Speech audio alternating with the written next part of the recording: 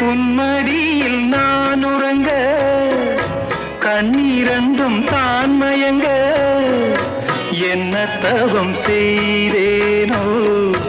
என்னவென்று சொல்வேனோ